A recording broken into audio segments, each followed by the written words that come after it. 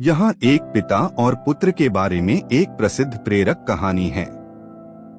एक बेटा और उसका पिता समुद्र तट पर टहल रहे थे।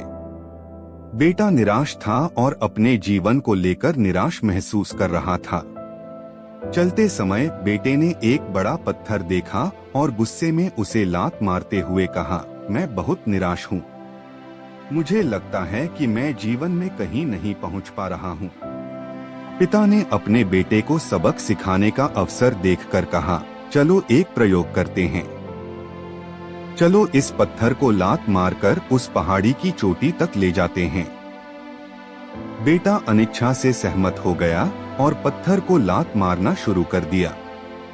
पहले तो यह आसानी से हिल गया, लेकिन जैसे जैसे वे पहाड़ी के करीब पहुंचते गए, इसे हिलाना और भी मुश्किल होता गया।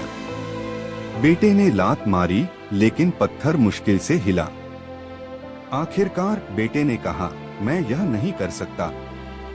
यह बहुत भारी है। पिता ने मुस्कुराते हुए कहा, तुम सही कह रहे हो, यह बहुत भारी है। लेकिन देखो यह कितनी दूर तक चला गया है। अगर तुम इसे हर दिन थोड़ा सा लात मारते, तो तुम अब तक पहाड़ी की चोटी पर पहुंच चुके होते। बेटे ने इस बारे में सोचा और महसूस किया कि उसके पिता सही थे। वह तुरंत परिणाम की उम्मीद कर रहा था और बहुत आसानी से हार मान गया था। पिता ने बेटे के कंधे पर हाथ रखा और कहा, जीवन उस पत्थर की तरह है। इसे हिलाना भारी और कठिन है, लेकिन अगर तुम लगातार आगे बढ़ते रहो और दृढ़ रहो, तो तुम चकित हो जाओगे कि तुम कितनी दूर तक जा सकते हो।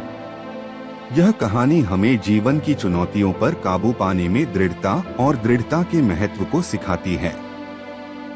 लगातार किए गए छोटे छोटे प्रयास भी बड़ी प्रगति और सफलता की ओर ले जा सकते हैं।